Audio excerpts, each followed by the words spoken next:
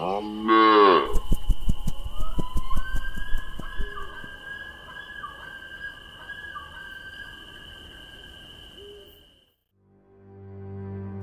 আপনি আমার প্রস্তাবে রাজি নন, তাই তো?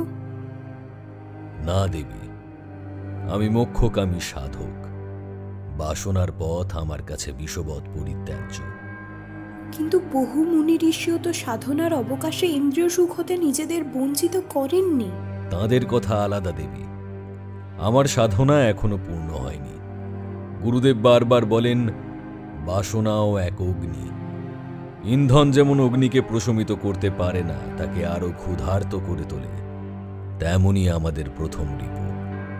বাসনার চরিতার্থতায় এই তৃষ্ণার প্রশমন অসম্ভব, মুক্তি অসম্ভব। কিন্তু কে চায় মুক্তি? মনুষ্য ধর্ম পালন করাও পাপ নয়? আপনার গুরুদেবের কথা বলছেন? তিনি নিজে কি করেছেন? নিজে যৌবন সীমা অতিক্রম করলেও বিবাহ করেছেন এক অষ্টাদশীকে। তিনি নিজেও কি বাসনার অগ্নিতে ঘৃতাহুতি দেননি? গুরুদেব ঊর্ধ্বরে তা, কিন্তু সে প্রসঙ্গ থাক। আপনি ফিরে যান দেবী, ইহজন্মে আপনার ইচ্ছা পূর্ণ হবার নয়। আপনি কি দৃষ্টিহীন? দেখতে পাচ্ছেন না আমার সৌন্দর্য? জানেন না দেবতারাও কামনা করেন আমাকে? আমাকে ক্ষমা করুন দেবী, এই মুহূর্তে আপনার ইচ্ছা পূরণে আমি অপারগ। তবে এই বর আজ আপনাকে দিচ্ছি। আজকের পর আপনার আহ্বান ফেরাবার সাধ্য আর কারুর থাকবে না।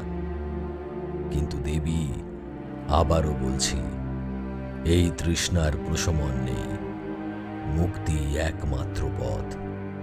তার আগে শুধু একবারের জন্য আপনার সঙ্গ প্রার্থনা করছি। কোনো বরের প্রত্যাশা নেই। বেশ, আপনার ইচ্ছা পূর্ণ হবে, তবে আজ নয়। নিশাকর চন্দ্রদেব অস্তমিত হওয়ার পূর্বেই আমি বদরিকাশ্রম যাত্রা করব। এই কঠোর তপস্যা সেখানেই পূর্ণ হবে। তারপর একদিন ফিরে আসব, আপনাকেই উৎসর্গ করব আমার কৌমার্য। বেশ, আমি ততদিন এই শমীবৃক্ষকে আশ্রয় করেই আপনার প্রতীক্ষা করব। আপনার স্পর্শেই আমার এই স্বেচ্ছাবন্ধনের অবসান হবে।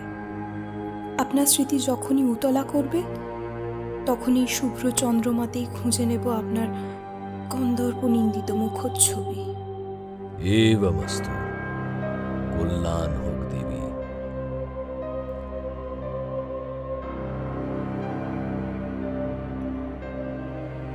আমাদের আজকের গল্পটি প্রাপ্তমনস্কদের জন্য। গল্পে বর্ণিত ঘটনাবলী সম্পূর্ণরূপে কাল্পনিক ও লেখকের মস্তিষ্ক প্রসূত। বাস্তবের সাথে কোনো মিল থেকে থাকলে তা অনিচ্ছাকৃত। নমস্কার, আমি প্লাবিতা। ট্যাঁশকরুর আজকের গল্প পরিবেশনায় আপনাদের সকলকে স্বাগত। আজ আপনারা শুনবেন পার্থ চক্রবর্তীর লেখা গল্প চাঁদ ছিল আগুনও। গল্পটি প্রথম প্রকাশিত হয় অদ্ভুতরে শারদ সংখ্যা 1428-এ। আজকের গল্পের প্রধান চরিত্রে রয়েছে কথক, শমিক, সুশোভন, বিকাশ ও ব্রততী। শুরু হতে চলেছে পার্থ চক্রবর্তীর লেখা গল্প চাঁদ ছিল আগুনও।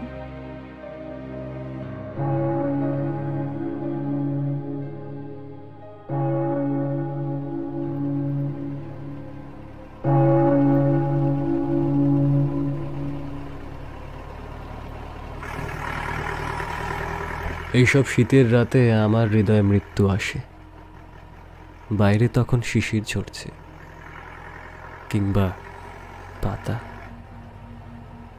কিংবা প্যাঁচার গান।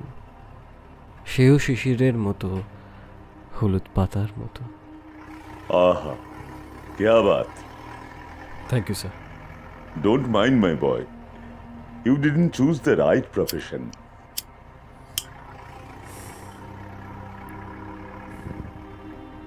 একটা ফ্লেক ধরালেন সুশোভন। কেন স্যার, আপনি পরাশর বর্মার কথা শোনেননি? রাস্তা থেকে চোখ না সরিয়েই বলল সমীক। মিশকালো অ্যাসফল্টের বুক চিরে ছুটে চলেছিল ভ্যানটা। আরোহী দুজন, বেলিয়াবেড়া থানার ওসি সুশোভন মাইতি এবং অ্যাসিস্ট্যান্ট সাব ইন্সপেক্টর সমীক সরকার। একটা নিখুঁত রিং ছেড়ে সুশোভন বললেন, পরাশর বর্মা কে সে? গোয়েন্দা স্যার, এবং কবিও। বলো কি? উত্তর না দিয়ে সামান্য হাসল শ্রমিক। সিগারেটে আরও গোটা 2 টান দিয়ে বাঁদিকের কাজটা সামান্য নামালেন সুশোভন, ধোঁয়াটা বের করে দেওয়ার জন্যে। জানুয়ারির কনকনে ঠান্ডা বাতাসের দমক ঢুকে পড়ল গাড়ির মধ্যে। দুপাশে ঘন শালের বন, সামনে মিশকালো রাস্তা। ঘন কুয়াশা ঠেলে হেডলাইটের জোরালো আলো বেশি দূর এগোতে পারছে না। বাই দ্য ওয়ে, শক্তি চ্যাটার্জি না? Sorry sir. কবিতাটা একটু আগে যেটা শোনালে। না স্যার, জীবনানন্দ। স্পিডোমিটারের কাঁটা প্রায় 60 ছুঁই ছুঁই। সুশোভন বললেন, একটু আস্তে চালাও, তারা তো নেই। না স্যার, আসলে ফাঁকা রাস্তার মাঝরাত তো। পুলিশের আবার ভয় কি হে? তাও 5 বছর আগে হলে বুঝতাম। তখন এইসব এলাকা ছিল মাওবাদীদের মুক্তাঞ্চল। আমরা থানা ছেড়ে বেরোতুমই না। আপনি কতদিন আছেন এখানে স্যার? গাড়ির স্পিড নেমে এসেছে 40-এ। সিগারেটের শেষাংশটা একটা নিখুঁত টোকায় বাইরে ফেলে দিয়ে কাজটা তুলে দিলেন সুশোভন। বেলিয়াবেড়া থানায় আছি 7 বছর। তার আগে ছিলাম সাঁকড়াইলে। জেলার বাইরে ট্রান্সফার হয়নি কখনো আপনার? এখন তো ঝাড়গ্রামও আলাদা জেলা, তবে অবিভক্ত মেদিনীপুরের বাইরে কখনো ট্রান্সফার হয়নি। বলা ভালো, আমিও নিতে চাইনি। তুমি হয়তো ভাবছো প্রমোশন পেয়েও নিইনি কেন। আসলে আমি মানুষটা খুব একটা উচ্চাকাঙ্ক্ষী নই শ্রমিক। তাছাড়া মা যতদিন বেঁচে ছিলেন বাড়ির কাছাকাছি থাকতে চেয়েছি। এখন অবশ্য কোনো বাধা নেই, কিন্তু চাকরিও তো শেষ হয়ে এলো, আর 2 বছর মোটে। আপনি মানে ব্যাচেলর? হ্যাঁ, একাই দিব্যি আছি। তোমার গার্লফ্রেন্ড আছে? না স্যার, মিশনের ছাত্র। মেয়েদের সাথে মেশার সুযোগই পাইনি সেভাবে। বলো কি হে, এমন ড্যাশিং ডিউড হয়েও গার্লফ্রেন্ড জোটাতে পারোনি? হেসে ওঠেন সুশোভন। শ্রমিকও হাসে। জয়েন করেই ওসি সম্পর্কে বেশ কিছু কথা কানে এসেছিল শ্রমিকের। তার নাকি মাথায় হালকা ছিট রয়েছে, তন্ত্রমন্ত্রের চর্চাও নাকি তিনি করেন। মাঝে মধ্যেই ছুটি নিয়ে বাড়িতে পুজো পাঠ করেন।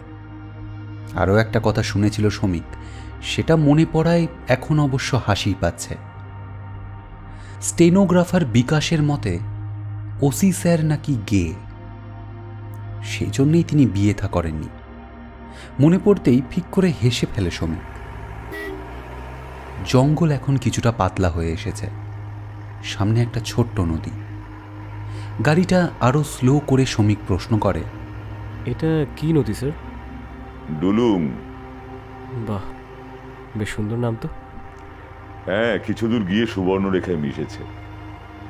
ব্রিজ পেরিয়ে আন্দাজ 500 মিটার এগিয়ে রাস্তাটা দুভাগ হয়ে গেছে ইংরেজি ওয়াইয়ের মতো। বাঁদিকের রাস্তাটা পাকা নয়, মোরাম বিছানো। মোড়টা পেরিয়ে গাড়িটা দাঁড় করাতে বললেন সুশোভন।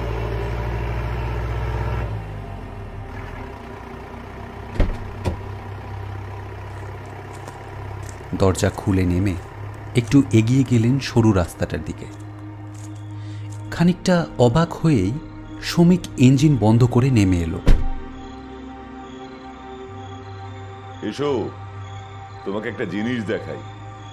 শ্রমিকের উত্তরের অপেক্ষা না করেই রাস্তা ছেড়ে জঙ্গলে ঢুকে পড়েন সুশোভন। আকাশে বেশ বড়সড় চাঁদ। পথ চলতে অসুবিধা নেই। মিনিট 5 পরে থামলেন তিনি। মোবাইলের ফ্ল্যাশ লাইট জেলে আলো ফেললেন একটা ঝোপের ওপরে। এটা কি গাছ চেনো? গুল্ম জাতীয় একটি উদ্ভিদ। পাতাগুলো অনেকটা গাঁদা পাতার মতো। গাঁজা নাকি স্যার? সম্মতিসূচক মাথা নাড়লেন সুশোভন। ফ্ল্যাশ লাইট বন্ধ করে বললেন, এই জঙ্গলে প্রচুর আছে, তবে ভেবো না সবটাই প্রাকৃতিক ব্যাপার। পরিকল্পিতভাবে গাঁজার চাষ হয় এখানে। পাহারা দেওয়ার জন্য কিছু বাচ্চা ছেলেপুলেও ফিট করা হয়েছে। বিস্মিত চোখে সমীক তাকালো সুশোভনের দিকে। তিনি বলে চললেন, তুমি ভাবছো আমি কেন এদের ধরছি না। আসলে এসবের পেছনে যে নামটি রয়েছে তাকে ধরা এত সহজ নয়, আটঘাট বেঁধে নামতে হবে।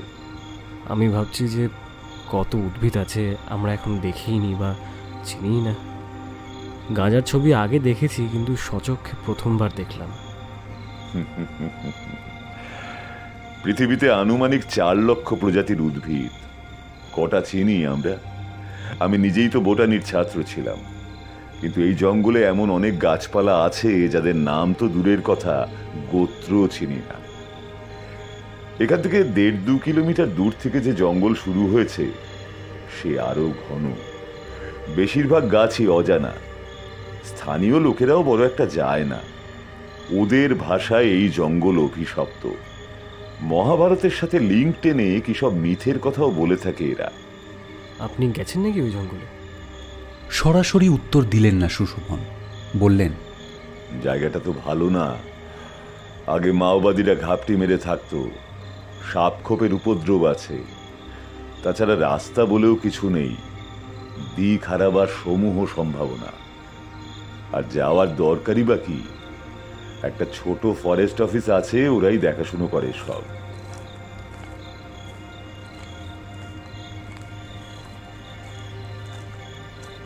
গাড়িতে ওঠার ঠিক আগেই থেমে গেল সমীক।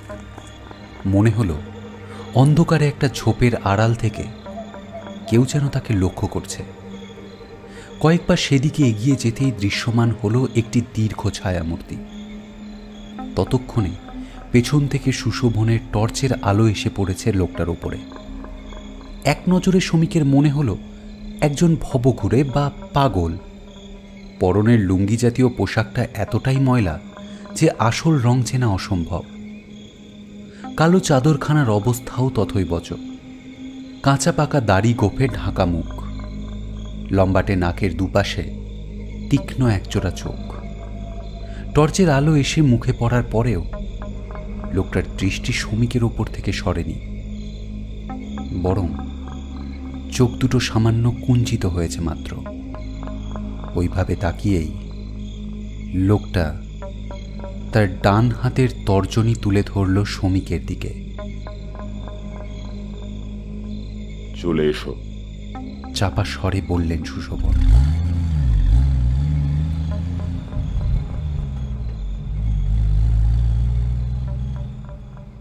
ভোরের প্রথম আলোর সাথেই ঘুম ভাঙে সমীকের। ভোরে ওঠার অভ্যেসটা ওর বরাবরের। ঝটপট বানিয়ে ফেলে ব্ল্যাক কফি। চায়ের থেকে কফি বানানোটাই সুবিধাজনক মনে হয় ওর। তারপর পুল ওভার চড়িয়ে হাঁটতে বেরোয়। এদিকের পরিবেশ বেশ স্বাস্থ্যকর, শরীরের জন্য তো বটেই, মনের জন্যেও। আদিগন্ত ধানের ক্ষেত আর ঘন গাছগাছালির ফাঁকে কিছু ঘরবাড়ি আর সংলগ্ন ডোবা কি পুকুর চোখকে বেশ আরাম দেয়। জায়গাটা ভালো লেগে গেছে সমীকের। ছেলেবেলা থেকেই যে আর 5টা ছেলেমেয়ের থেকে সে আলাদা, সেটা ওর বাবা মাও বুঝতে পেরেছিলেন। জন্ম থেকে বেড়ে ওঠা শহর তাকে কোনোদিনও টানেনি, বরং প্রতি বছর পুজোর ছুটিতে মামা বাড়ি মানে কার্শিয়াং যাওয়াতেই তার উৎসাহ ছিল বেশি। চাকরি পাওয়ার পরে প্রথম পোস্টটা সে চাইলে কলকাতার আশেপাশেও নিতে পারত, কিন্তু ইচ্ছে করেই সে নিয়েছে শহর থেকে অনেক দূরে, এই বেলিয়াবেড়ায়। কোয়ার্টারে সে একাই থাকে। স্থানীয় এক মহিলা এসে দুবেলা গৃহস্থালী সামলান। রান্নাটাও নিজেই করে সমীক। কোয়ার্টার থেকে থানা হেঁটে মিনিট 10। সময়টা দিব্যি কাটছে। বেলিয়াবেড়া নির্ঝঞ্ঝাট জায়গা, বড় ধরনের অপরাধ খুব একটা ঘটে না এখানে, তাই থানাতেও বিশেষ কাজ থাকে না। লাঞ্চের আগেই কাজ মিটে যায়। পরের সময়টুকু কাটে গল্প গাছা করে। সুশোভন স্যার ছাড়াও বিকাশকে বেশ ভালো লাগে ওর। লোকাল ছেলে, বছর 3 আগেই জয়েন করেছে। ছেলেটা বেশ মিশুকে। পেট্রোলিংয়ে বেরোলে আজকাল ওকেই সাথে নেয় সমীক।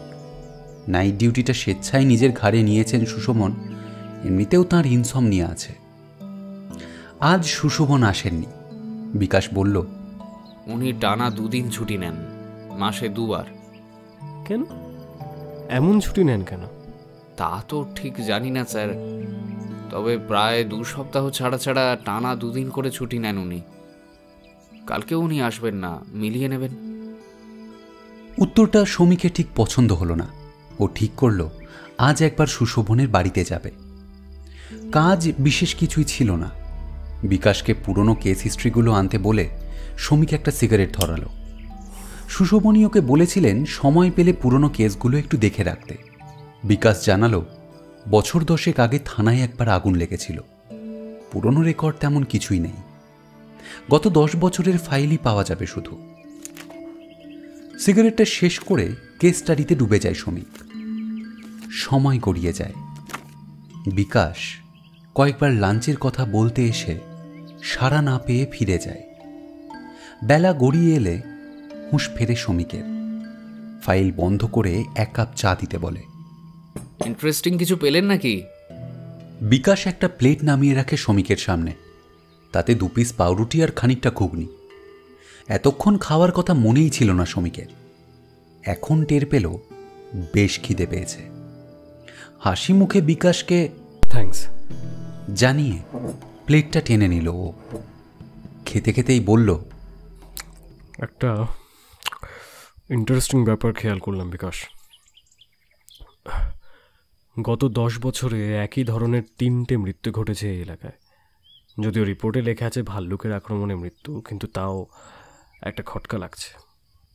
বিকাশ কোনো কথা না বলে উৎসুক দৃষ্টিতে চাইল। শমীক 1 টুকরো পাউরুটি ঘুগনিতে ডুবিয়ে মুখে তুলে বলল, 3টে কেসেই কয়েকটা বিষয় কমন দেখলাম। প্রথমত, 3টে ঘটনাই ঘটেছে রাতে এবং মোটামুটি একই জায়গায়। ম্যাপে যা বুঝলাম, জায়গাটা ডুলুংয়ের ওদিকে ফরেস্ট বিটের আওতায় পড়ে।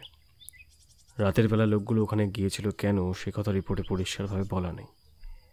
দ্বিতীয়ত, ভিকটিম 3 জন নানান বয়সের হলেও তাদের মধ্যে 2টো জিনিস কমন, তারা প্রত্যেকেই পুরুষ এবং ব্যাচেলর। তৃতীয়ত এবং সবচেয়ে ইন্টারেস্টিং, পোস্টমর্টম কিন্তু মোটেও ভাল্লুক বা ওই জাতীয় কোনো হিংস্র জন্তুর কথা বলছে না। বডির আশেপাশে কোনো পাগমার্কও দেখা যায়নি। কজ অফ ডেথ বলছে হৃদযন্ত্রের ক্রিয়া বন্ধ হয়ে মৃত্যু। সে তো হতেই পারে স্যার, সামনে মৃত্যু দেখে ভয়ে হার্ট বন্ধ হয়ে গেছে। না হে। প্লেটটা সরিয়ে রেখে জলের বোতলটা টেনে নেয় শমীক। খানিকটা জল খেয়ে বলে, 3 জনেরই হার্ট দুর্বল ছিল এমনটা মানা যায় না। শেষ কেসটায় দেখলাম 2 বছর আগের, সেটার আবার পোস্টমর্টমও হয়নি। তখন তো তুমিও ছিলে বিকাশ, ঠিক কি হয়েছিল বলো তো? খানিকক্ষণ চুপ করে রইল বিকাশ। তারপর বলল, আরও একটা কমন ব্যাপার আছে স্যার। ঘটনার দিনগুলো খেয়াল করেছেন? করেছি।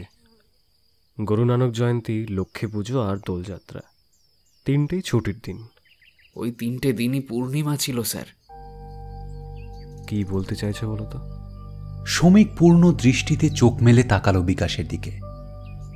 বিকাশ চোখ নামিয়ে বলল, আসল ব্যাপারটা রিপোর্টে লেখা সম্ভব ছিল না স্যার। ওই জায়গাটা এমনিতেই ভালো না। স্থানীয় আদিবাসীরা কাঠ আর মধুর জন্য জঙ্গলে যায় বটে, কিন্তু ওই জায়গাটা ওরাও এড়িয়ে চলে। ওদের ধারণা ওখানে কোনো অপদেবতা আছে। What rubbish! তোমার থেকে এমন উত্তর আশা করিনি বিকাশ। বিশ্বাস কি আমরাও করেছিলাম স্যার, কিন্তু রিপোর্টে কি লিখতেন আপনি? মৃতের শরীরে কিছু লালচে দাগ ছিল, কিন্তু সেটা যে নখের আঁচড় নয় সেটা হলপ করে বলা যায়। জায়গাটা দেখলে বুঝবেন, জন্তু জানোয়ার তো দূরের কথা, একটা পাখি অবধি ডাকে না। The place is really disturbing sir. Sushovan sir কি বলেন? উনি এখানে আসার পর দ্বিতীয় ঘটনাটা ঘটে। তখন উনি খুব চেষ্টা করেছিলেন কেসটা সলভ করার, কিন্তু প্রমাণের অভাবে কেস ক্লোজড হয়ে যায়। আর শেষ ঘটনাটার সময় বোধহয় উনি নিজেও বিশ্বাস করতে শুরু করেছিলেন, তাই পোস্টমর্টেম ছাড়াই কেসটা ক্লোজ করে দেওয়া হয়। বিট অফিস থেকে একটা বোর্ড লাগিয়ে জায়গাটায় জনসাধারণের প্রবেশ নিষিদ্ধ করার পর থেকে আর কিছু ঘটেনি। আচ্ছা। শমীক কিছুক্ষণ চুপ করে চিন্তা করল। তারপর বলল, স্যারের বাড়িটা চেনো? সন্ধ্যাবেলা যাবে একবার আমার সাথে? সন্ধেবেলা একটু ছুটি হলে ভালো হতো স্যার। আসলে বউটাকে ডাক্তারের কাছে নিয়ে যেতে হবে। কি হয়েছে? চিন্তার কিছু নেই স্যার, শি ইজ প্রেগন্যান্ট। ও, আরে আগে বলবে তো। না না, যাও যাও যাও, ছুটিয়ে নিয়ে নিতে পারতে। না না, তার দরকার নেই স্যার। দিনের বেলা কাজের মাসি থাকে ওর সাথে। আমি চেষ্টা করি সন্ধ্যের মধ্যে বাড়ি ফেরার। অনেক ভেবেচিন্তে শ্রমিক সুশোভনের বাড়িতে যাওয়ার পরিকল্পনা বাতিল করল। অথচ বাড়ি ফিরতেও ঠিক ইচ্ছে করছে না। একসাথে অনেকগুলো খটকা, অনেক চিন্তা ঘোরাফেরা করছে মাথায়। কোথাও স্থির হয়ে বসে চিন্তা করা দরকার। বাইকটা নিয়ে বিশেষ কিছু না ভেবেই সে চলল ডুলুংয়ের দিকে।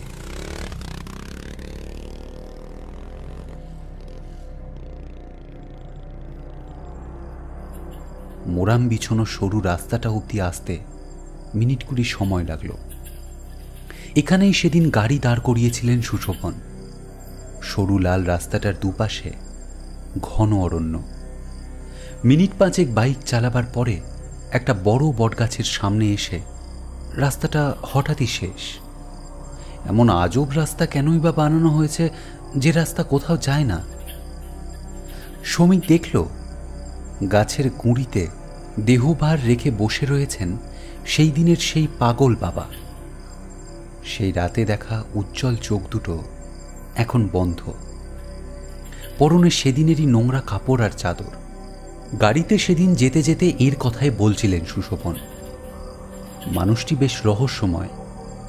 বহু বছর আগে হঠাৎ করেই একদিন উদয় হয়েছিলেন এখানে। তারপর থেকে বটতলাতেই ঘাঁটি গেড়েছেন। প্রথম প্রথম কানাঘুষো শোনা যেত ইনি এক মস্ত সাধু, হিমালয় থেকে নেমে এসেছেন। আবার কারুর মতে লোকটা একটা বাটপার, নিজের হাঁটুর বয়সী একটা মেয়েকে ফুসলে নিয়ে পালিয়েছিল। সে মারা যেতে এখানে এসে খুঁটি কেড়েছে।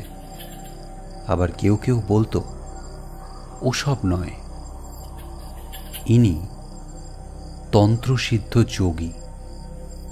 কামাখ্যাতে 150 বছর সাধনা করার পরে এখানে পায়ের ধুলো দিয়েছেন।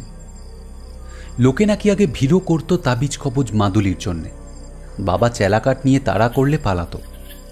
ওই মুখ থেকে গালাগালি ছাড়া কোনো শব্দই কেউ কখনো শোনেনি। সাধন ভজনও নাকি কিছুই করেন না, কেবল বটতলায় বসে বসে ঝিমন। বাইকের শব্দে বাবা চোখ খুললেন। শ্রমিক দুহাত জোর করে তাকে প্রণাম জানালো। এক চিলতে হাসি খেলে গেল বাবার ঠোঁটে। শ্রমিকের চোখে চোখ রেখে বিড়বিড় করে কিছু একটা বললেন তিনি। শ্রমিক ভালো বুঝল না, শুধু মনে হলো বাবা তাকে যেন আশীর্বাদ করলেন। তারপর হাত তুলে জঙ্গলের দিকে কিছু একটা নির্দেশ করলেন। গাছের উল্টো দিকে ক্রমশ ঢালু হয়ে যাওয়া একটা সুড়িপথ হারিয়ে গেছে জঙ্গলের ভেতরে। বাইকটা সেখানেই লক করে সুড়িপথ বেয়ে নেমে গেল শ্রমিক। নদীর ধারে এসে শেষ হয়েছে রাস্তাটা। একপাশে একটা অনুচ্চ টিলা। এদিকে বড় গাছপালা ততটা নেই, ঝোপঝাড় রয়েছে কিছু। এক ফালি চাঁদ উঠেছে আকাশে। গায়ে পুলোভার থাকা সত্ত্বেও বেশ ঠান্ডা লাগছে। ঘড়ি দেখল ও, সন্ধে 6টা। ঘণ্টাখানেক বসাই যায় এখানে। নির্জন জায়গাটা ভারী পছন্দ হলো শ্রমিকের। ফরেস্ট বিটটা সম্ভবত আরও 1 কিলোমিটার পর থেকে শুরু হচ্ছে। সিগারেট ধরিয়ে একটা গাছের গুঁড়িতে আরাম করে বসল শ্রমিক। কয়েকটা বিষয় তাকে ভাবাচ্ছে। বিকাশের সাথে আরও একবার আলোচনা করলে মন্দ হয় না। রাতের অরণ্যের নিজস্ব রূপ, রস, গন্ধ রয়েছে। শ্রমিকের বড় ভালো লাগে। চাকরিতে জয়েন করার আগে ট্রেকে যাওয়ার শখ ছিল তার।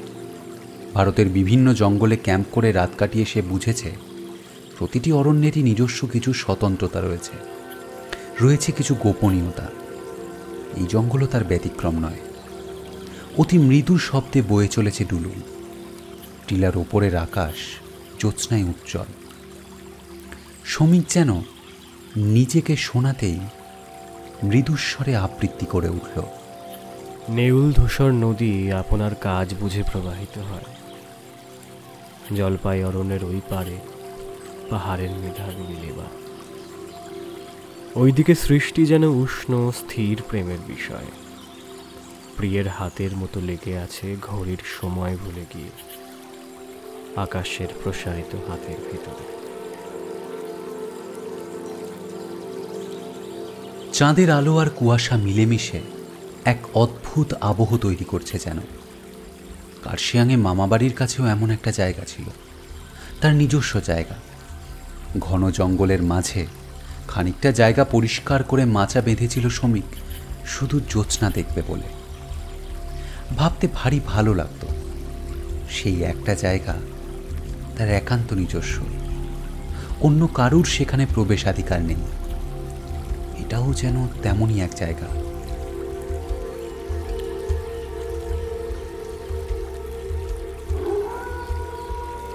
ঘোর কাটল শেয়ালের ডাকে। ঘড়িতে এখন রাত 10:30। এতক্ষণ কিভাবে কেটে গেল? তবে কি সে ঘুমিয়ে পড়েছিল? ইস, নির্ঘাত ঠান্ডা লেগেছে। অসুস্থ হয়ে পড়লেই গেল। ঝটপট উঠে পড়ে শ্রমিক, ফিরতে হবে। সুড়িপথটা ধরে প্রায় 15 মিনিট হাঁটার পর শ্রমিক বুঝল যে সে পথ হারিয়েছে। বটগাছটার কাছে পৌঁছতে মিনিট 5-এর বেশি সময় লাগার কথা নয়। জঙ্গল এখানে আরও নিবিড়। অদ্ভুত একটা বুনো গন্ধ ভাসছে বাতাসে, মিষ্টি একটা গন্ধ। শ্রমিক ভুলে গেল যে তাকে বাড়ি ফিরতে হবে। ভুলে গেল তার বাইকটা রাখা আছে বটগাছের নিচে। মহাবিষ্টের মতো সে এগিয়ে চলল। অর্ধ চেতনায় আরও একটা অস্বাভাবিক বিষয় সে খেয়াল করল। হঠাৎ করেই যেন শীত ভাবটা কেটে গেছে তার। শিরায় শিরায় যেন আগুন ছুটছে, দৃঢ় হয়ে উঠছে পৌরুষ। কোনো এক অজানা তীব্র অমোঘ আকর্ষণে এগিয়ে চলেছে শ্রমিক। এ আহ্বান যেন ফেরানোর সামর্থ্য নেই তার। শরীরের প্রতিটি কোষ যেন জেগে উঠেছে এক আদিম উল্লাসে, কোনো এক অতিপ্রাকৃত মিলনের আকাঙ্ক্ষায়। অস্পষ্ট জ্যোৎস্নায় মিথুন লগ্ন খুঁজতে খুঁজতে এগিয়ে চলেছে শ্রমিক। গন্ধটা আরও তীব্র হচ্ছে। ওর তৃতীয় ইন্দ্রিয় অতি সক্রিয় হয়ে ঝোপঝাড়ের মধ্যে থেকে খুঁজে নিচ্ছে পথ।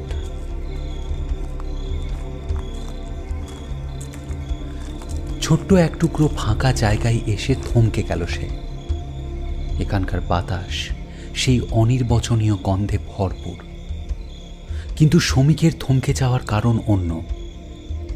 তার 50 হাত সামনে একটা বড় গাছের নিচে লতা ঝোপটা নড়ছে। এতক্ষণে সম্বিত ফিরে পেল সে। ভালুক নয় তো, 2-1টা হাতিও নাকি দলমার ওদিক থেকে ছিটকে আসে মাঝে মধ্যে।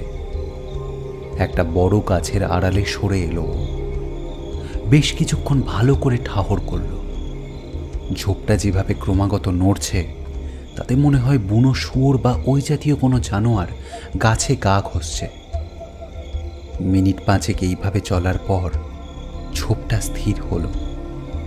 চাঁদের আলোয় শ্রমিকের মনে হলো ওই লতা ঝোপের গায়ে উজ্জ্বল সাদা ফুলগুলোই গন্ধের উৎস।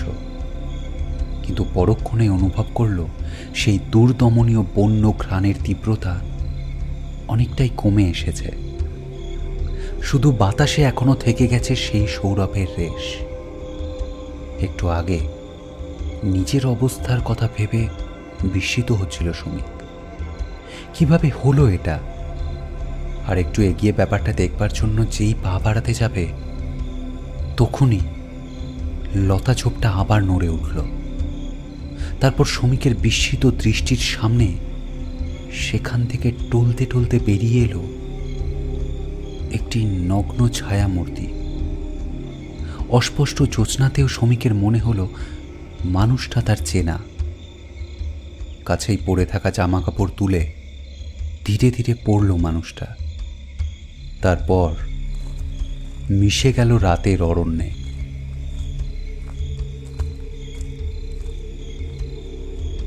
শ্রমিক ধীরে ধীরে এগিয়ে গেল ঝোপটার দিকে। একটি প্রাচীন হরিতকী গাছকে ঘিরে বেড়ে উঠেছে লতা ঝোপটা। এমন লতা আগে কখনো দেখেনি শ্রমিক।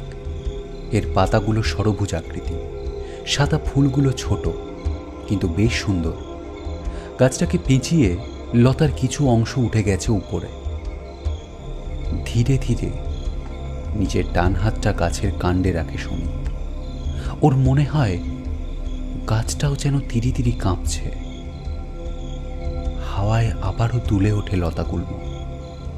শ্রমিকের মনে হলো হাওয়ায় নয়, যেন খুশিতেই দুলে উঠছে লতা বিতান।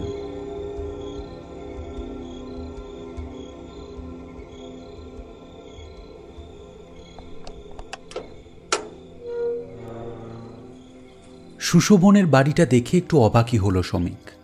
লোকালয় থেকে অনেকটা দূরে হালকা সবুজ রঙের একতলা বাড়িটা গাছপালার আড়ালে খুঁজে পাওয়াই মুশকিল। যেন এক রহস্যময় গোপনীয়তার আবরণ ঘিরে রেখেছে বাড়িটাকে। রাস্তা থেকে একটা কাঁকড় বিছানো পথ চলে গেছে সদর দরজা পর্যন্ত। পথের দুপাশে সাজানো সারি সারি টব। অবাক হয়ে শ্রমিক দেখল টবের একটা গাছও তার চেনা নয়।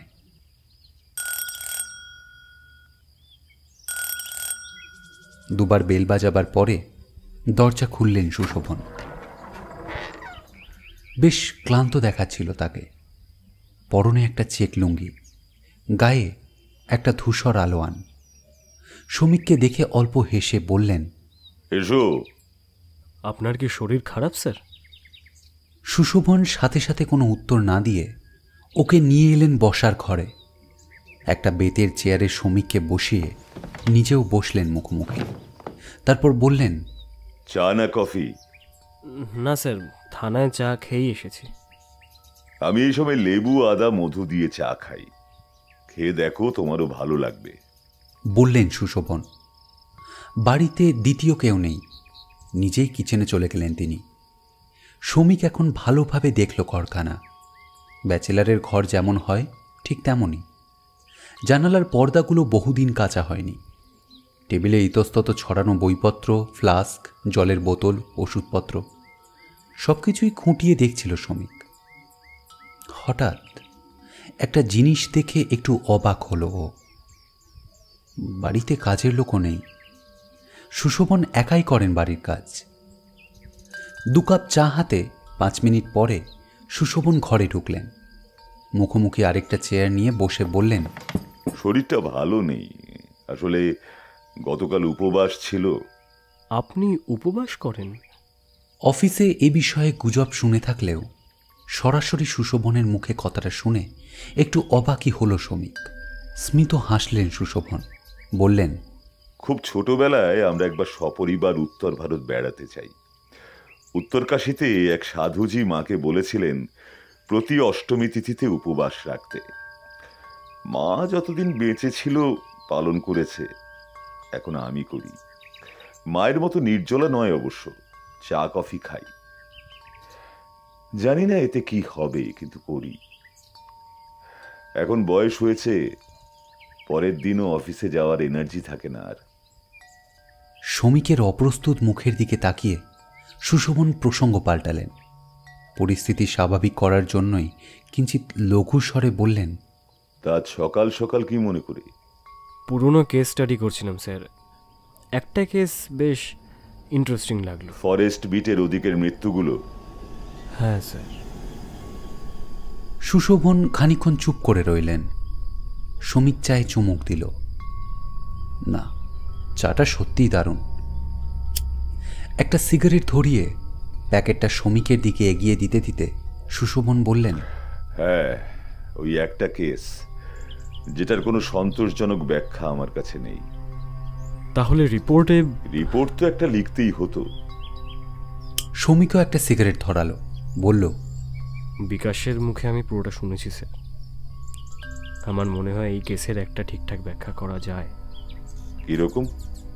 সুশোভন ঔৎসুক্য দেখালেও শ্রমিকের মনে হলো সেটা কৃত্রিম। সে শুধু বলল, কয়েকটা বিষয় আগে কনফার্ম করা দরকার। ওই জায়গাটায় একবার যেতে হবে। আমাকে না জানিয়ে কোনো হঠকারী সিদ্ধান্ত নিও না শ্রমিক, তোমার মঙ্গলের জন্যই বলছি। স্থির দৃষ্টিতে শ্রমিককে দেখে বললেন সুশোভন। তার কথার সুরটা ধরতে পারল শ্রমিক। নিছকই উৎকণ্ঠা নাকি প্রচ্ছন্ন হুমকি? হতভম্বভাবে সে তাকিয়ে রইল সুশোভনের দিকে। তিনিও বুঝলেন ওর দ্বন্দ্বটা। সামান্য ঝুঁকে শ্রমিকের বাঁ কাঁধে ডান হাতটা রেখে আন্তরিকভাবেই বললেন, আমি কলকাতা যাচ্ছি আগামীকাল। লালবাজারে কিছু দরকার আছে, ওই গাঁজা কেসটার বিষয়। আমাকে কথা দাও, আমি না ফেরা অবধি তুমি ফরেস্ট বিটের ওদিকে একা একা যাবে না। ঝুঁকে পড়ায় সামান্য সরে গেছে সুশোভনের আলোয়ান। এক পলকের জন্য শ্রমিক দেখল তার পুরো বাহুতে কালশিটের মতো কয়েকটা দাগ। আলোয়ানটা ফের জড়িয়ে নিয়ে নরম গলায় সুশোভন বলে চলেছেন, আমি কোন রকম সুপারস্টিশনসে বিশ্বাস করি না শ্রমিক, কিন্তু যে জায়গায় 3টে রহস্যজনক মৃত্যু হয়েছে সেখানে যেতে হলে যথেষ্ট প্রিকশন নেওয়া উচিত।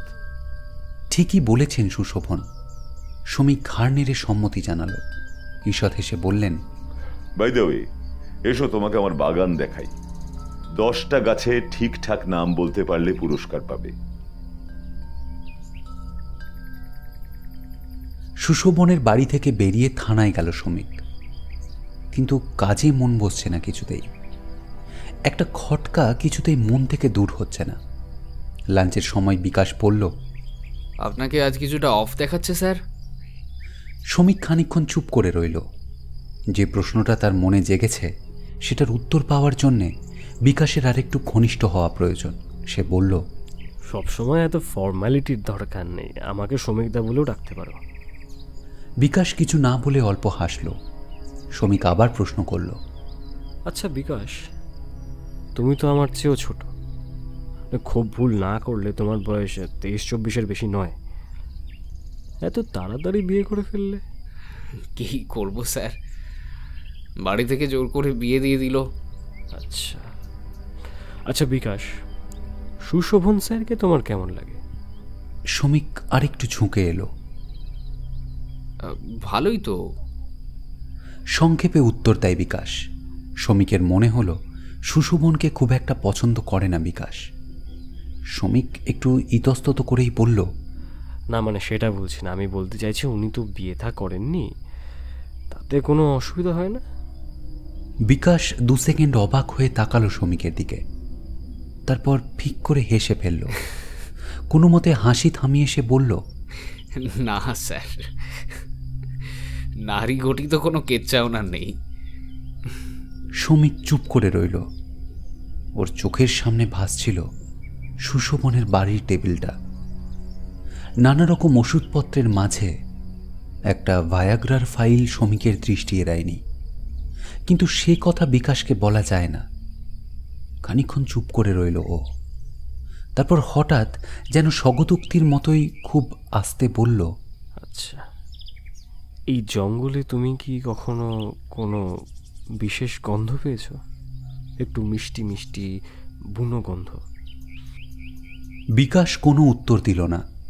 শ্রমিকের মনে হলো বিকাশের মুখটা যেন হঠাৎ করেই ফ্যাকাশে হয়ে গেছে। সে অবাক হয়ে ওর মুখের দিকে চেয়ে রইল কিছুক্ষণ, তারপর অল্প হেসে বলল, এখানে কোথাও মাছ ধরা যায় বিকাশ? অনেকদিন মাছ ধরিনি।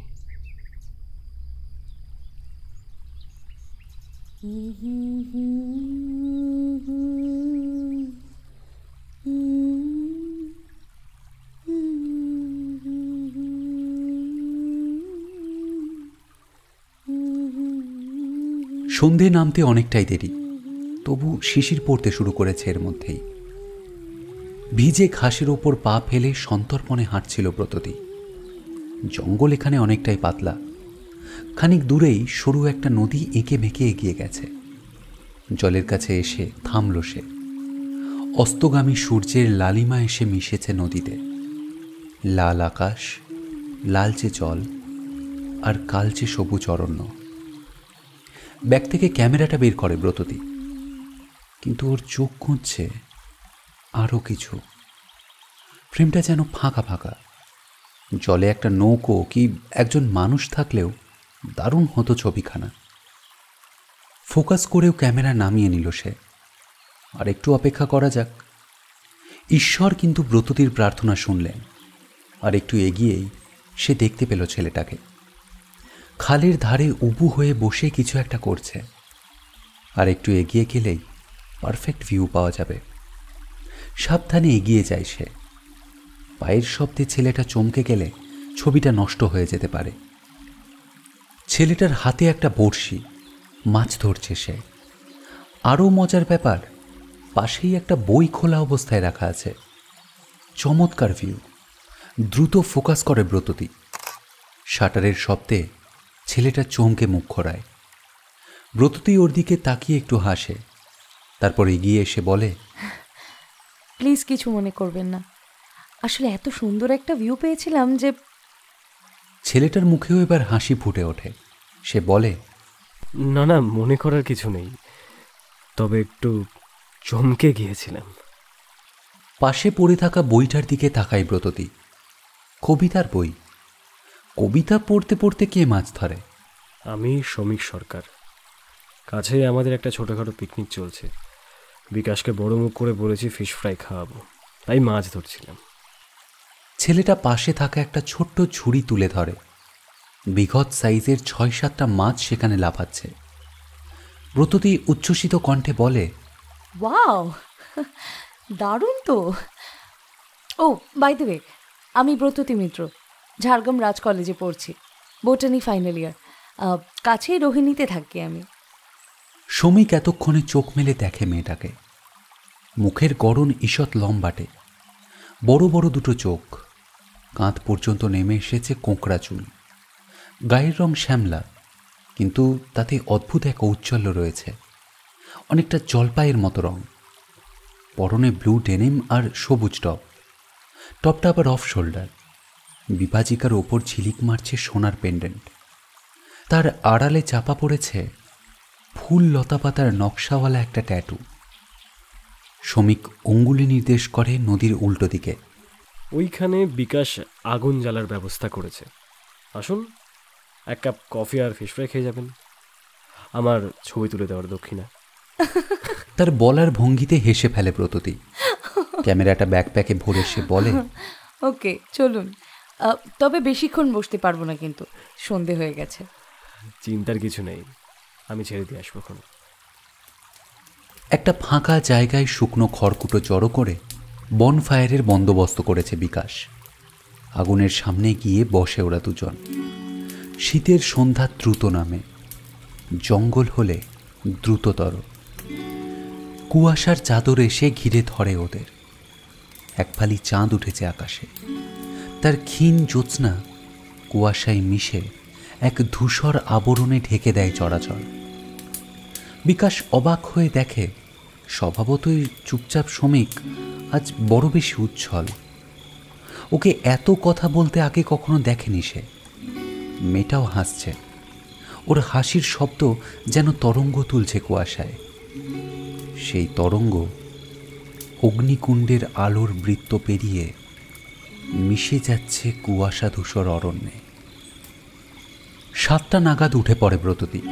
ওকে বিদায় জানিয়ে বিকাশ বলে, দোল পূর্ণিমার দিন থানা থেকে বৃক্ষরোপণ উৎসব আয়োজন করা হয়েছে, পারলে আসবেন। চেষ্টা করব। শ্রমিক উঠে দাঁড়ায় ওকে খানিকটা এগিয়ে দেওয়ার জন্যে। নীরবে হাঁটছে দুজনে। শুধু শুকনো পাতার উপর দুজোড়া পায়ের শব্দ।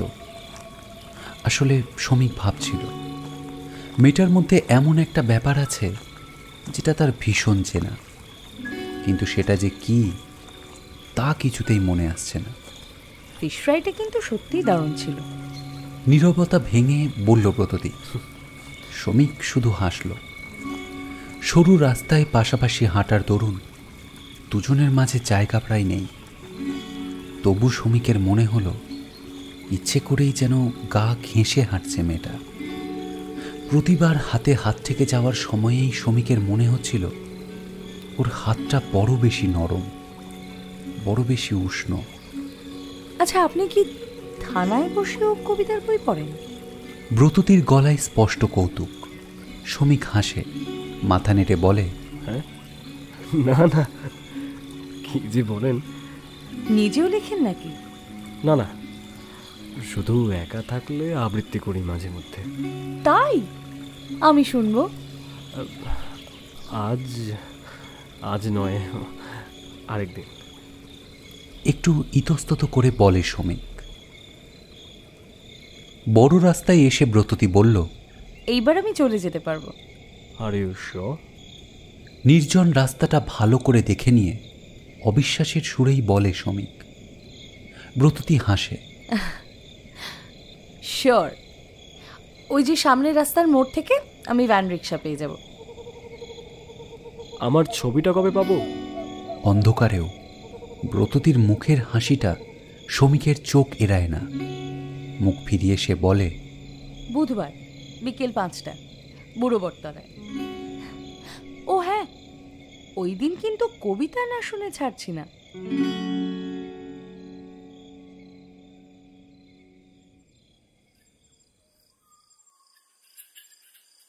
বুড়ো বটগাছের নিচে আজ পাগল বাবাকে দেখতে পেল না শ্রমিক।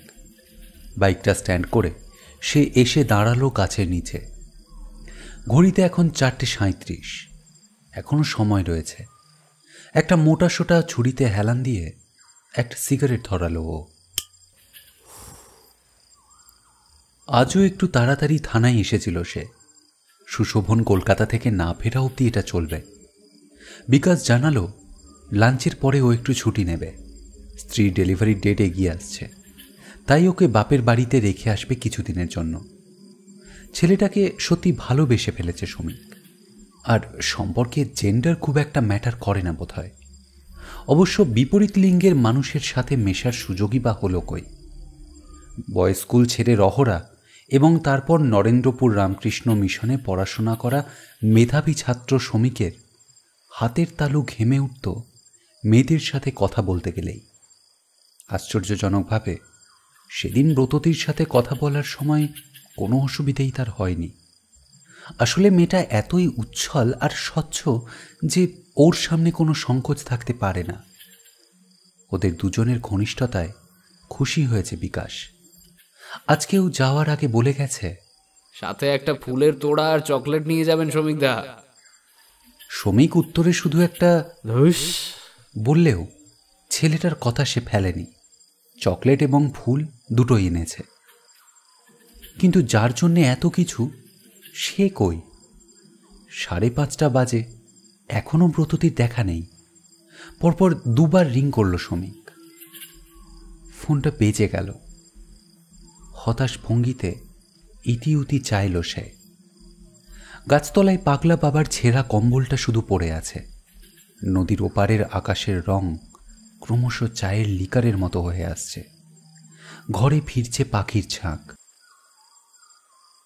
আরও 1 ঘন্টা কেটে গেল, কিন্তু ব্রততী এলো না। শ্রমিক ধীরে ধীরে খালের কাছে সেই গুড়িটার উপর বসল। আকাশে সেদিনের থেকেও বড় এক ফালি চাঁদ। কয়েকদিন পরেই দোল পূর্ণিমা।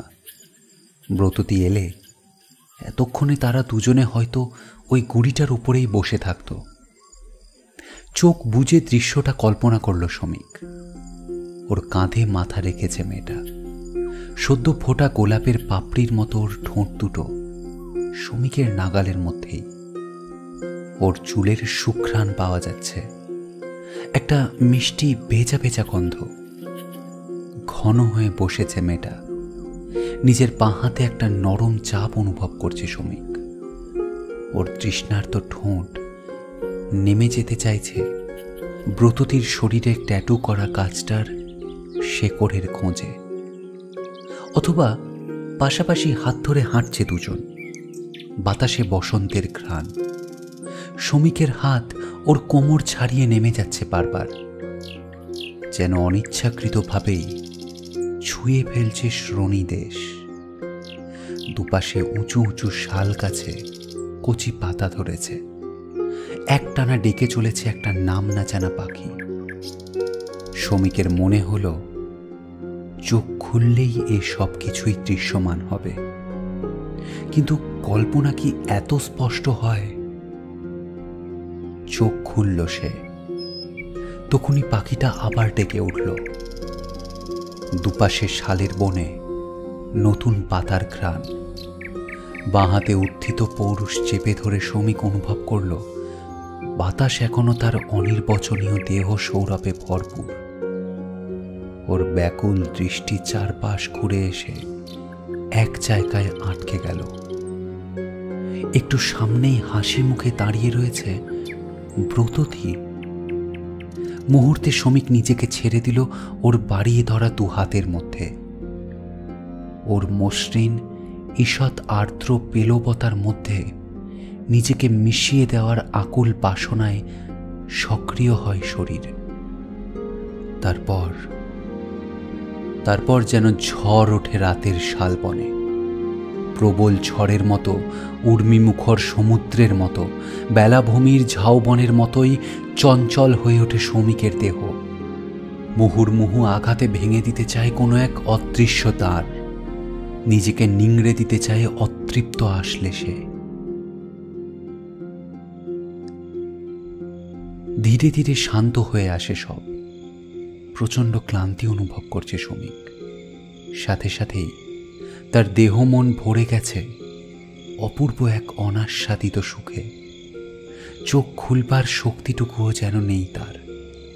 তবু ধীরে ধীরে চোখ খোলে সে। কিন্তু এ কি? কোথায় ব্রততী? আর এ কোথায় এসে পড়েছে সে? অক্টোপাসের সুরের মতোই তাকে আষ্টে পৃষ্ঠে জড়িয়ে আছে কতকগুলো লতা। তার ডগায় আন্দোলিত হচ্ছে সাদা সাদা ফুল। বাতাস এখনো ভারী হয়ে আছে সেই তীব্র বনজ ঘ্রাণে।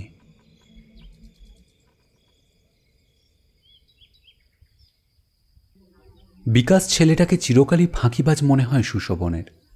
এই দরকারের সময়েও কার সাথে ফোনে গল্প করে যাচ্ছে। বিরক্ত মুখে সেদিকে চেয়ে একজন কনস্টেবলকে ডাকলেন সুশোভন। এই লক্ষণ, চারা গাছগুলো রেডি? হ্যাঁ স্যার, রেডি। ফরেস্ট অফিসারকে খবর দেওয়া হয়েছে? হ্যাঁ স্যার। তাহলে গাছগুলো গাড়িতে তোল, কানাইকে বল জিপ বের করতে। লক্ষণ চলে যায়। সুশোভন একটা সিগারেট ধরান। আজ থানা থেকে বৃক্ষরোপণ উৎসবের আয়োজন করা হয়েছে। ডিএম নিজে আসবেন বলে জানিয়েছেন। শ্রমিক আজ আসবে না, তার আসা সম্ভব নয়। এখনো দুর্বলতা কাটেনি ওর। কলকাতা থেকে ফিরে পরপর দুদিন শ্রমিককে অনুপস্থিত দেখে ওর বাড়িতে গিয়েছিলেন সুশোভন। বেচারি তখনও জ্বরে বেহুঁশ। কাকতালীয়ভাবে ওর কাজের লোকটিও দুদিন ডুব মারায় খবর পাওয়া যায়নি। কথা বলার অবস্থায় ছিল না শ্রমিক। কিছু বলার দরকারও ছিল না। শরীরে কালশিটের দাগগুলো দেখেই যা বুঝবার বুঝে নিয়েছিলেন সুশোভন। ডাক্তার ডেকে ওষুধপত্রের ব্যবস্থা করেছেন। একটা 24 ঘন্টার লোকেরও ব্যবস্থা করেছেন 1 সপ্তাহের জন্যে। এতবার বারণ করা সত্ত্বেও ছেলেটা গেল ওখানে। এর পেছনে নিশ্চয়ই ওই বিকাশের উস্কানি আছে। হতচ্ছাড়াটা এখনো হেসে হেসে কথা বলছে ফোনে। না না, ঠিক আছে, চলে আসবো তো। হারামজাদা অফিসের ফোন থেকে বউয়ের সাথে পিরিত মারাচ্ছে নাকি পরকিয়া? এই বিকাশ, এবার ফোনটা রাখ, তোকেও যেতে হবে তো গাছ লাগাতে। বিনা বাক্য ব্যয়ে রিসিভারটা নামিয়ে রাখে বিকাশ। ঘর থেকে বেরিয়ে যাওয়ার সময় ওর খুব আস্তে বলা কথাটাও শুনতে পান সুশোভন। হ্যাঁ, সেই কেউ গাছ লাগায় আর কেউ গাছকে লাগিয়ে বেড়ায়। রাগে ব্রহ্মতালু অব্দি চলে ওঠে সুশোভনের। শ্রমিকের যখন ঘুম ভাঙল, দু চোখে গাঢ় অন্ধকার নেমে এলো তার। পৃথিবীটা যেন বুদবুদ হয়ে মিলিয়ে গেল বাতাসে। শরীরটাও যেন তুলোর মতোই হালকা হয়ে গেল সহসা। যেন চাইলেই উড়ে যেতে পারবে সে। কিন্তু আজ আর কিছু নয়, কোনো কোলাহল নয়। চাই বিশ্রাম, অখণ্ড বিশ্রাম, নিরেট, নিটোল, নিশ্ছিদ্র ঘুম। খুব মিষ্টি অথচ মৃদু একটা সুগন্ধ এসে লাগছে নাকে। সমগ্র চেতনাকে অসাড় করে দিচ্ছে যেন। নিজেকে ধীরে ধীরে সেই কুয়াশা ধূসর জগতে সমর্পণ করল সে। যেন কেটে গেল বহুক্ষণ। এখন কটা বাজে? দিন না রাত্রি? কিছুই বুঝতে পারছে না শ্রমিক। একটা ঘন কুয়াশার আবরণ যেন তাকে ঘিরে ধরেছে, নাকি তার দৃষ্টি ঝাপসা হয়ে আসছে। চোখ কচলে আবার তাকালো সে। ওই তো সেই গাছটা। ব্রততী বসে আছে ঠিক গাছটার নিচে। ওপর থেকে একটা সোনালি লতা দুলতে দুলতে নেমে আসছে ওর দিকে। লতার গায়ে ফুটে আছে সাদা সাদা ফুল। চিৎকার করে ওকে সাবধান করতে গেল শ্রমিক, কিন্তু ওর গলা দিয়ে আওয়াজ বেরোল না। ওর অসহায় দৃষ্টির সামনে ধীরে ধীরে সেই লতা বিতান গ্রাস করে নিল মেয়েটাকে। झूठ सब भ्रम है, उठ जा बेटा, आंखें खोल, आंखें खोल। কপালে একটা নরম স্পর্শ পেয়ে চোখ খুলল শ্রমিক। তার সামনে দাঁড়িয়ে আছেন পাগল বাবা। চন্দনের গন্ধে ভরে গেছে সারা ঘর। বাবার স্নিগ্ধ দু চোখের দিকে তাকিয়ে শ্রমিকের মনে হলো এই দৃষ্টি তার কতকালের চেনা, কত জন্মের সম্পর্ক এর সাথে। কিছুই বলছেন না বাবা, শুধু স্থির দৃষ্টিতে তাকিয়ে আছেন তার দিকে। পলক পড়ছে না। শ্রমিক অনুভব করল তার মস্তিষ্কে একটা আলোড়ন চলছে। স্মিত হেসে দুপা এগিয়ে গেলেন বাবা। তারপর ডান হাতের বুড়ো আঙুলটা ঠেকালেন ওর দুই ভ্রুর মাঝে। দু চোখ বন্ধ করে কেঁপে উঠল শ্রমিক। অদ্ভুত এক রোমাঞ্চ ছড়িয়ে পড়ছে তার শরীরের কোষে কোষে। অজস্র দৃশ্য, শব্দ, ঘ্রাণ যেন দ্রুত বেগে ভেসে বেড়াচ্ছে চারপাশে। আমি মোক্ষকামী সাধু। কিছুতেই আমার সাধনা এখন সেগুলোকে ধরতে পারছে না শ্রমিক। বাসনার পথ আমার কাছে বিষবৎ পরিত্যাজ্য। আপনি কি দৃষ্টিহীন? দেখতে পাচ্ছেন না আমার সৌন্দর্য? জানেন না দেবতারাও কামনা করেন আমাকে? আপনি ফিরে যান দেবী। ইহজন্মে আপনার ইচ্ছা পূর্ণ হবে নয়, তবে এই বর আজ আপনাকে দিচ্ছি। আজকের পর আপনার আহ্বান ফেরাবার সাধ্য আর কারণ থাকবে না। একবারের জন্য আপনার সঙ্গ প্রার্থনা করছি। আপনার ইচ্ছা পূর্ণ হবে, তবে আজ নিশাকর চন্দ্রদেব অস্তমিত হওয়ার পূর্বেই আমি বদরিকাশ্রম যাত্রা করব। এই কঠোর তপস্যা সেখানেই পূর্ণ হবে। তারপর একদিন ফিরে আসব, আপনাকে উৎসর্গ করব আমার কৌমার্য। আমি ততদিন এই শমী বৃক্ষকে আশ্রয় করেই আপনার প্রতীক্ষা করব। আপনার স্পর্শেই আমার এই স্বেচ্ছাবন্ধনের অবসান হবে।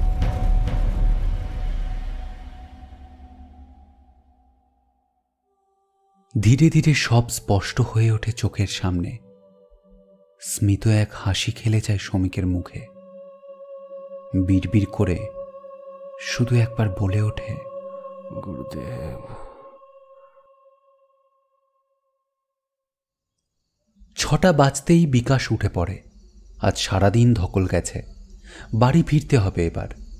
ঠিক বেরোবার মুখে কনস্টেবল লক্ষণ এসে খবর দিল বড়বাবু ডাকছেন। প্রমাদ গুনল বিকাশ। সকালে বলা কথাটা নির্ঘাত শুনতে পেয়েছে বুড়ো। ভয়ে ভয়ে সে এসে দাঁড়ায় সুশোভনের কেবিনের সামনে। ভেতরে এসো, গম্ভীর স্বরে ডাকলেন সুশোভন। কোনো কথা না বলে সামনে এসে দাঁড়ালো বিকাশ। সকালে যেটা বলছিলে আরেকবার বলো। ভুল হয়ে গেছে স্যার, আর কখনো হবে না। আমি আর কাউকে বলিও নি। বসো। সুশোভনের গলায় রাগের ছিটে ফোঁটাও নেই। তিনি বললেন, কবে থেকে জানো? একটু ইতস্তত করে বিকাশ। তারপর বলে, গত সপ্তাহে আমার বউকে ঝাড়গ্রাম নিয়ে গেছিলাম ডাক্তার দেখাতে। ওখানে ওর বোন, মানে আমার শালির শ্বশুর বাড়ি। তার সাথে হঠাৎ করে দেখা হয়ে যাওয়ায় সে জোর করে ধরে নিয়ে যায় বাড়ি। সেদিনটা ওখানেই থেকে যাওয়ার জন্য জোরাজুরিও শুরু করে। পরের দিন ডিউটি আছে এই অজুহাত দেখিয়ে আমি বেরিয়ে এসেছিলাম, কিন্তু পুরবীকে, মানে আমার বউকে ওরা আটকে দেয়। আমিও আপত্তি করিনি, 2 দিন থাক বোনের কাছে। তাছাড়া রাতও অনেক হয়েছিল, ওকে নিয়ে নির্জন রাস্তা দিয়ে এতটা পথ আসতে ভরসা হচ্ছিল না। আমি সাইকেল চালিয়ে জঙ্গলের ভেতর দিয়ে ফিরছিলাম। বুড়ো বটতলায় শ্রমিকদার বাইকটা দেখে চমকে গেলাম। মনটা কু গাইল। সাইকেলটা ওখানেই রেখে নদীর দিকে নেমে গেলাম। জঙ্গলের ভেতর খুঁজতে খুঁজতে আপনাকে দেখতে পেলাম। আপনি তখন হাত তুলে ওকে থামালেন সুশোভন, বললেন, কিন্তু গাছটার কথা জানলে কিভাবে? আমি তো লোকাল স্যার, অনেক আগে থেকেই জানি। আমি আর আমার দাদা একসাথেই গাছটার সন্ধান পাই। বনের মধ্যে ঘুরতে ঘুরতে গন্ধটা একসাথেই পেয়েছিলাম দুজনে। তখনও জানতাম না যে এই গন্ধ সবাই পায় না, শুধু ও যাদেরকে চায় তারাই পায়। তখন দাদার বয়স 18 আর আমার আরও 2 বছর কম। আমি আর ও পালা করে যেতুম।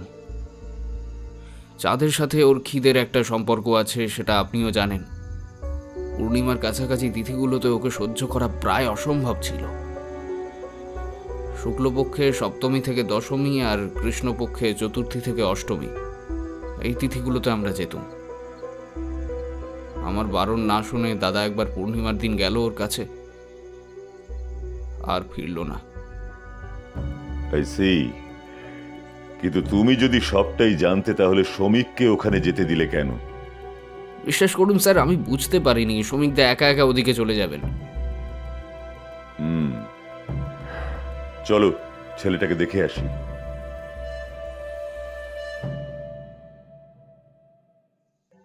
শ্রমিকের ঘুম যখন ভাঙল, তখন সূর্য পশ্চিমে ঢলতে শুরু করেছে। ধর্মরিয়ে উঠে বসল সে। ইস, কতক্ষণ ঘুমিয়েছে সে! উঠে বসে প্রথমেই যেটা অনুভব করল সেটা হলো খিদে। যেন বহুকাল কিছুই খায়নি সে। নাড়ি ভুঁড়ি ছিঁড়ে যাচ্ছে তীব্র ক্ষুধায়। বার দুয়েক হাঁক দিয়েও কেউ এলো না দেখে নিজেই উঠে দাঁড়ালো শ্রমিক। ফ্রিজে কিছু খাবার থাকতে পারে। কিন্তু কয়েক পা এগিয়েই থমকে গেল সে। এতক্ষণে আরও একটা ব্যাপার খেয়াল হয়েছে। আজ সকাল অবধি প্রবল জ্বর আর শরীরের ব্যথায় বিছানা ছেড়েই উঠতে পারছিল না সে। আর মাত্র কয়েক ঘন্টায় সেসব যেন ভোজবাজির মতোই উধাও হয়ে গেছে। অসুখ থেকে সেরে ওঠার পরেও যে দুর্বলতা থেকে যায় সেটুকুও নেই। বেশ হালকা লাগছে শরীরটা। বিমূঢ় হয়ে কয়েক মুহূর্ত সেখানেই দাঁড়িয়ে রইল শ্রমিক, যতক্ষণ না টেবিলে রাখা মোবাইলটা রিং হতে শুরু করল। শ্রমিককে বাড়িতে পাওয়া গেল না। দারোয়ানটি জানালো, সাহেব তো একটু হাঁটতে বেরোলেন। এই শরীর নিয়ে? সুশোভন যেন আকাশ থেকে পড়লেন। গেল কোথায় ছেলেটা? একটা ফোন এসেছিল, তারপরেই সাহেব বেরিয়ে গেলেন। অনেকটাই সুস্থ লাগছিল তাকে। বিকাশের দিকে সপ্রশ্ন দৃষ্টিতে তাকালেন সুশোভন। বটতলার দিকে যেতে পারে স্যার, তবে ওখানে আমাদের যাওয়ার দরকার নেই। শ্রমিকটা খুব সম্ভবত ব্রততিথির সাথে আছে। ব্রততিকে? অবাক হল সুশোভন। বিকাশ সংক্ষেপে বুঝিয়ে দেয় বিষয়টা। শুনে অসন্তুষ্ট মুখে তিনি বললেন, কোন আক্কেলে কথাটা বললে তুমি? জানো না আজ পূর্ণিমা? ব্রততিথির সাথে থাকলে কিছু হবে না স্যার। কেন? এই গাছের ব্যাপারটা আমার ঠাকুরদা জানতো। দাদার মৃত্যুর আসল কারণটা আঁচ করতে পেরে তাড়াতাড়ি আমার বিয়ে দিয়ে দিল। কিন্তু আমি তখনও জানতাম না একবার স্ত্রী সঙ্গ হয়ে গেলে তার কাছে আর যাওয়া যায় না। বিয়ের পরও আমার নেশা কাটেনি, অনেকবার গেছি, কিন্তু কোনো ফল হয়নি। শ্রমিকদা যখন জঙ্গলে ওই মিষ্টি গন্ধটার কথা আমাকে বলল, তখন রীতিমতো ভয় পেয়েছিলাম। বুঝতে পারছিলাম না কিভাবে ওকে আটকাবো। টেনশনে যখন মাথা খারাপ হওয়ার জোগাড়, তখনই এলো ব্রততিথি। শ্রমিকদার সাথে ওর ঘনিষ্ঠতা দেখে মনে হলো সমাধান পেয়ে গেছি। একবার যদি ওদের দুজনের ইয়ে হয়ে যায় তাহলে আর কোনো সমস্যা নেই। খানিকক্ষণ চুপ করে রইলেন সুশোভন। তারপর বললেন, মেয়েটা কেমন দেখতে বলো তো? যথাসম্ভব বর্ণনা দিল বিকাশ। সুশোভন লাফিয়ে উঠলেন। সর্বনাশ যা হওয়ার হয়ে গেছে, তাড়াতাড়ি জিভ বের করো বিকাশ। হতভম্ব বিকাশ বলল, কি হয়েছে স্যার? মেয়েটার নামটা শুনেও তার কার্যকলাপ দেখেও যখন বোঝনি, তখন তোমার মাথায় ঢুকবে না। তাড়াতাড়ি জিভ বের করো। পরিমরি করে দৌড়ে যায় বিকাশ।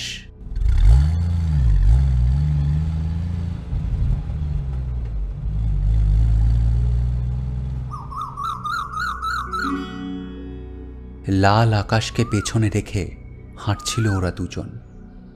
দুপাশে দীর্ঘ হয়ে এসেছে গাছের ছায়া। একটানা ডেকে যাচ্ছে কোনো এক পাগল কোকিল। লতার মতোই নরম ব্রততির আঙুলগুলো নড়াচড়া করছে শ্রমিকের মুঠোর ভেতর।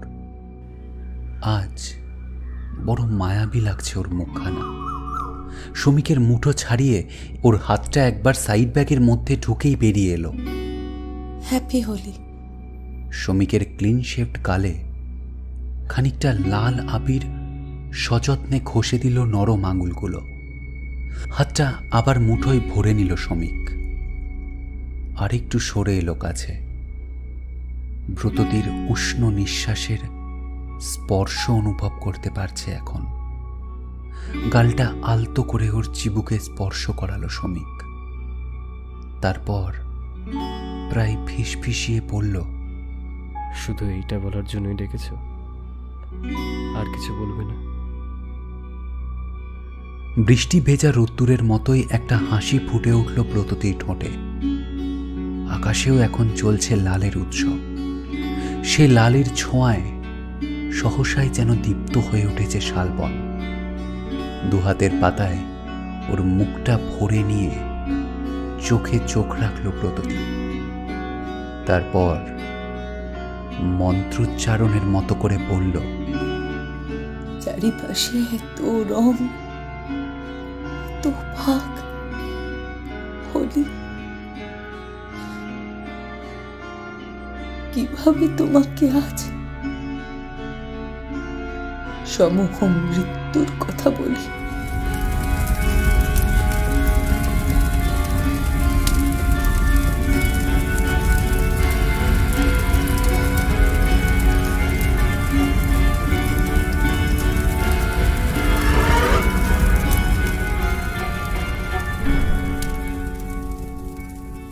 ডুলুংয়ের ব্রিজ পেরোবার আগেই দৃশ্যটা চোখে পড়ল বিকাশে। স্যার, আকাশটা দেখুন। বিস্ময়চকিত দৃষ্টিতে সুশোভন দেখলেন কালচে লাল মেঘের আস্তরণ ঢেকে ফেলেছে সমস্ত আকাশ। বন ছেড়ে উড়ে যাচ্ছে ঝাঁকে ঝাঁকে পাখি। বুড়ো বটতলায় পৌঁছতে স্পষ্ট হলো দৃশ্যটা। নদীর ওপারের আকাশ ততক্ষণে গনগনে আংরার মতো হয়ে উঠেছে। শুরু হয়েছে বহ্নুৎসব। লেলিহান দাবানল ক্রমশ গ্রাস করছে সেই প্রাগৈতিহাসিক অরণ্যকে।